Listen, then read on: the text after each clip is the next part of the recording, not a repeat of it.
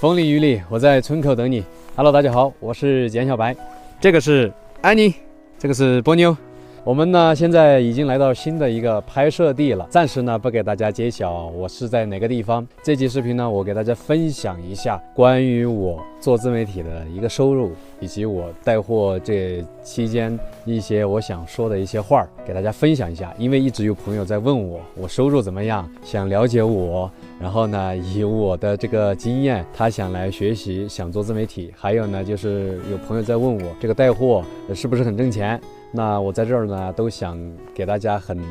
坦诚的分享一下我自己的这些所有的经历吧。其实一说到自媒体这个收入啊，在早些年的话，做自媒体还是挺挣钱的，那个是早期。现在呢，已经是晚期了，就是做自媒体的人太多了，很多博主呢，纯做内容的哈，就是不接广告也不带货的，就纯粹的不知道怎么生活下去了。全靠流量收入的话，真的太低了。我给你们看一张表，这张表呢是我做自媒体这些时间呢一些收入，大概也就300-500块钱。好一点的时候呢1000多啊。咱的开支是很大的，这个收入的话，其实完完全全不够我日常开支生活了。你要是单纯的只靠这个流量收入的话，那真的迟早是要卷铺盖回家的。我做的这个内容，我跟你们说一下，就不是那种随便拍一下，咱们发布一条视频就完事儿了。到了一个地方拍摄，然后拍摄有时候就要花1-2-3天的时间，还有就是剪辑也要花1-2-3天的时间，这个时间跨度太大了。主要是时间成本高运气好的话，咱们进一个村子里面拍摄的话，可能能够产出1到2条，或者说3条视频。这个是在运气好的情况下，能够保证不断更，然后2天或者说1天就更新一次。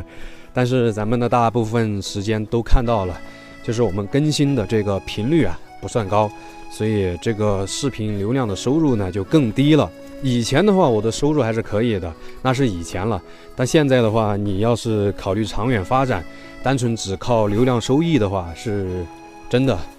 很糟糕。所以呢，我在这里就直白的给大家说，你要是单纯的想指望视频流量的收入，一个新人进到自媒体里面，想靠这个来创收的话，我觉得这个时代已经过去了。接下来的时代呢，要么就是你能够做得很好，接广告，要么就是你能够带货做得很好，这个都是做自媒体能够生存下去的方式。那我们来说广告这个事儿，广告的话，对于我来说因为我的视频呢都是乡土味的气息的视频，所以很多品牌方的话，他们可能觉得不太够逼格。因为你做旅行的话，你看那些拍山川河流的，去雪山美景的，你看那个逼格运镜啊，是吧，特高，那些品牌方就很喜欢。即便是有的视频，它的那个播放量、点赞量都不如我，还有就是它的粉丝粘性都不如我，但是呢，它就是能接到广告。咱们太接地气了，有时候也不太好。所以广告这个创收呢，我就暂时pass了。还有就是我们说到带货其实关于带货呢，这个里面也有很深的水。从选品到供应链，一场直播做下来的话，你还要有助播，要有一个中控，还要背后，特别是我们带这种吃的，一场货组下来10几20个甚至30个的，你得需要背后有其他的工作人员帮你去煮，帮你去盘点。上品的时候，比如说我们讲到这个商品了，还得要有人递商品上来，所以你组这样一个团队来去完成这样的一场直播，这背后不仅要花费很多的心思，提前要去组这样的一场带货需要的品。其次呢，就是你还要提前去踩点，去选场地，解决网络等等很多问题。因为我们是在户外走着这样去播，这个问题就相对来说就比较棘手，它不像在那些固定的地方去播。同时呢，你还要给这样的一些人员去分佣，去分成，去打点很多关系之类的我觉得这些支出都挺大的。再其次呢，就是当我们真正开始直播以后，我们一件商品，比如说我卖一个粉丝，这个粉丝本来客单价就低，20-30块钱，那我们不可能抽他一半，对吧？那你抽他一半，那这个品到底好不好？你都抽人家一半的这个钱了，人家品牌商他们去制作这样的一件商品的时候，他的那个利润和他所制造的这个成本啊，所以一件东西，它贵有它贵的道理，我们当然就拿不到很高的佣金，特别是吃的，有时候不到10%，有时候10几个点，高的时候呢20个点。但是你客单价低嘛，30块钱的一样东西。那你拿10%的话，你一件商品你就只能挣个3块钱。那如果说你能够拿到20%的这个佣金利润，那你能挣6块钱。我有没有算对啊？有没有算对？6块钱是吧？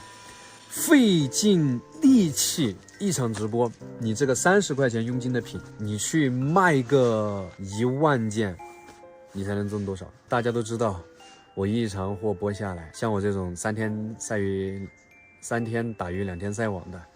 ，2天打鱼3天晒网，是3天打鱼2天晒网，还是2天打鱼3天晒网？脑子一下子懵逼了哈。反正就是这个意思吧。在这种程度下面，我一个月也就卖个1万件商品左右，都是一些食品类的，客单价低，然后分佣又少。大家本来就知道这个农特产品吧，利润就薄。如果在吃的上面给你利润做得很高的话，那这件东西就很有问题。所以呢，我每一次看那些品类，我都会去细心的留意。很多供应链给我很多商品，就是有的利润特别高，利润那么高，里面是不是有什么不好的东西，影响到你们健康的问题？所以我都在为大家考虑，就是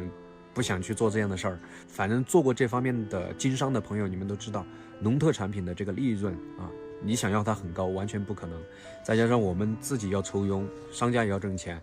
共同利益嘛，大家都要挣嘛。你就不能把自己的要得很高，你把自己的要得很高，别人给你搞个鬼，到时候粉丝买到了，就是一些不好的体验，到时候是不是大家又觉得不好，你这个带货又翻车了？所以就是一些损人不利己的行为，这些事情我都不想干。做农特产品真的一个月我这样下来也就挣那么个几万块钱，有时候心里交瘁的，好不容易一个月去煮那么一次，才挣这么一点，有苦难言。但是呢，我会再接再厉，我相信我会找到属于自己的一条摸索出来适合我的道路。废话呢有点多，其他的呢就没有特别想说的了。接下来我将会在这个村子带着你们去探秘